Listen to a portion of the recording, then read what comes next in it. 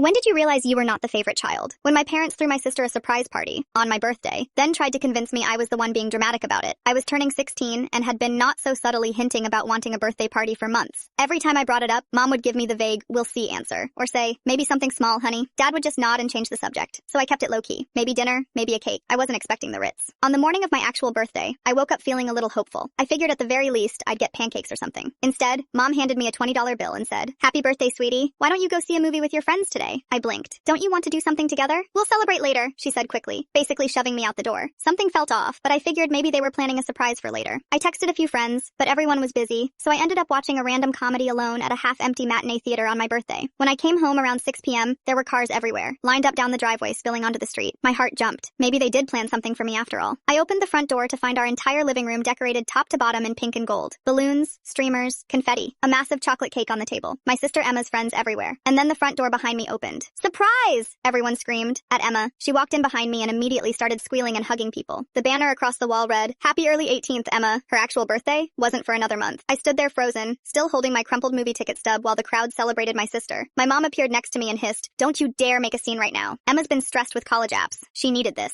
I just watched in disbelief while my entire family sang happy birthday to my sister on my actual birthday, with my friends down there in the crowd. One of them even asked, "Wait, whose birthday is it today?" Dad laughed and said, "Oh, that's just Arya. She's not really a party person anyway." Not a party person. On my 16th birthday, while they threw someone else a party in my house, I went upstairs and cried until my face was swollen. About an hour later, Emma knocked on my door holding a paper plate with a slice of her cake. "Hey," she said softly. "I honestly didn't know they were doing it today. I thought it was going to be next weekend." I asked her, "Did you ask for it to be on my birthday?" She paused. "I mentioned I wanted a party soon, and Mom said your birthday was perfect timing since people were already thinking about celebrations, and it was a Saturday." That's when it all clicked. My birthday wasn't special. It was convenient. A placeholder. A reason to decorate the house and invite people over for Emma. She sat on my bed looking guilty. "I can tell them to stop or move it." I shook my head. Too late. They're already down there. I spent the rest of the night upstairs doing homework while the party went on until midnight. Laughter, music, and cheering from downstairs. None of it for me. The next morning, I found a Hallmark card on my dresser with $50 inside. "Hope you had a wonderful sweet 16, it said, in Mom's handwriting, like a bribe to pretend none of it happened. I brought it up at breakfast. "You threw Emma a party on my birthday." "Don't be so dramatic," Mom said. "We celebrated you too. You got money. You got to see your friends." "I went to the movies alone," I said. "You're always saying you don't like crowds," Dad added. "We thought that's what you wanted." I couldn't believe it. They were really trying to gaslight me into believing I had chosen to be ignored. From that day on, I stopped celebrating my birthday at home. Every year after that, I made my own plans with friends. Bowling, movie nights, sleepovers. Emma got 3 more surprise parties before she graduated, including one just for getting into college. I got gift cards. Now I'm 23. Emma still calls me every year on my birthday and says, "I'm sorry about that party." And I always say, "I know you are, but you didn't choose the date." Last year, Mom actually asked why I never come home for my birthday anymore. I told her, "Because you taught me it's not really my day anyway." She rolled her eyes and said I was holding a grudge over something from years ago. Yeah, some people get sweet 16s. I got a slice of someone else's cake.